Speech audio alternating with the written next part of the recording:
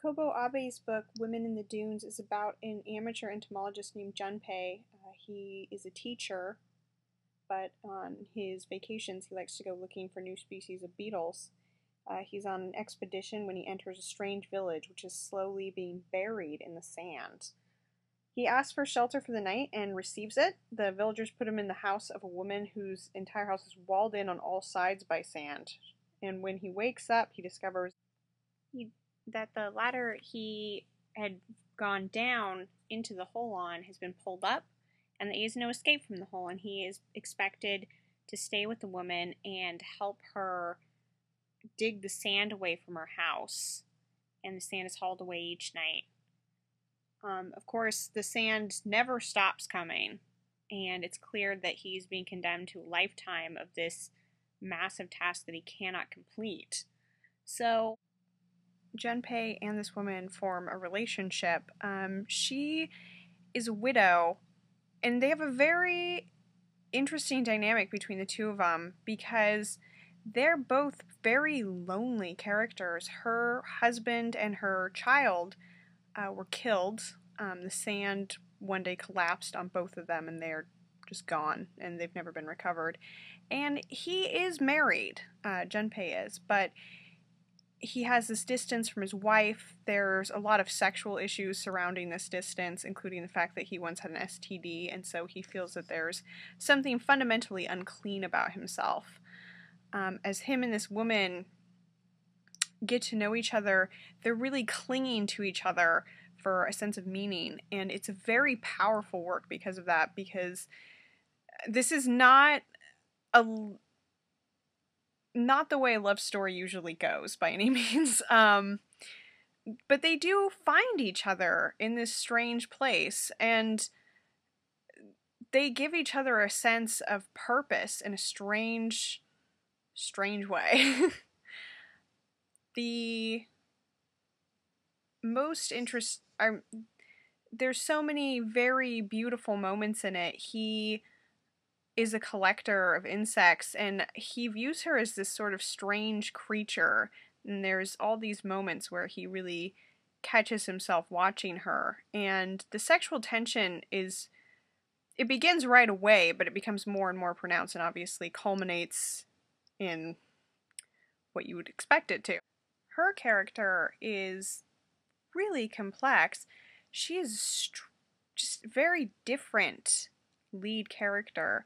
There's something about her, she's like a trap almost, and he keeps regarding her as a trap, even when he's trying to admit to himself that he is attracted to her, because there's something very enticing about her, and you never quite know how in on this she is with the other villagers, because sometimes you get the sense that she herself is a prisoner of this task of shoveling the sand, and other times you get the sense that, I mean, this is her way of life, so she doesn't really have a problem with it, not the way that he does.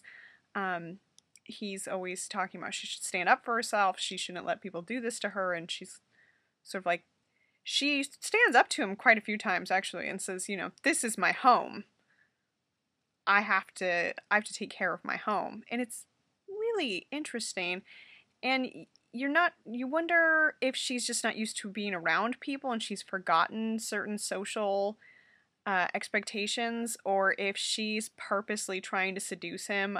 For instance, when he wakes up, she's just naked, but that's the way she sleeps. And there is an explanation for why she sleeps that way, but it's still kind of interesting because she is in a house with a young man. So she's a very odd character, very hard to read, but the whole book is amazing, and it's just beautifully written. There are these wonderful moments where it goes into just an examination of human nature, and I have not personally gotten a chance to read anything else by Kobo Abe. I have a few of his books on my shelves, but I have yet to actually read them. But this book is spectacular, and I would highly recommend it to anybody who has an interest in Japanese literature or is just looking for very different kind of story to read.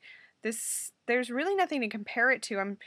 I know that in the past I've tried to explain it by comparing it to Kafka, but I don't know that that's really a great comparison because I mean, the stories are, the story does have some qualities like some of Kafka's stories do, but Kobo Abe is a completely different sort of writer, and you really are taken away. You can feel this far awayness that this village has.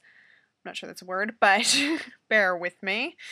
And I think that Kobo Abe really tries to set up an atmosphere, and you can feel it. You feel how gritty all this sand is, and it sounds strange, but it's a wonderful quality for a story to have, where you can really just feel what these characters are feeling and be in this place with them. So yes, I think that this is an amazing read. It's a short book, which, you know, kind of makes you sad in a way. But in case you're one of those people who's intimidated by book size, don't be intimidated to try to pick this one up. I know that Japanese literature might seem maybe a little inaccessible. Maybe you've never had any experience in it. It's probably a little bit like when you first get into Japanese cinema. I would say don't be scared at all, especially this book. And for those of you who are already familiar with some Japanese literature, I would say, obviously they're different writers, but I would say if you like somebody like Tanizaki and his work, especially something like Naoko or Quicksand, you'll probably really enjoy this book. Not just because sand is in both titles. So that is my review of Woman of the Dunes. I plan to be doing more reviews of all kinds of books, so please feel free to tune in and watch more. And thank you for checking out this video, Woman of the Dunes, and we'll see what I put up next. Thank you. And oh, please comment.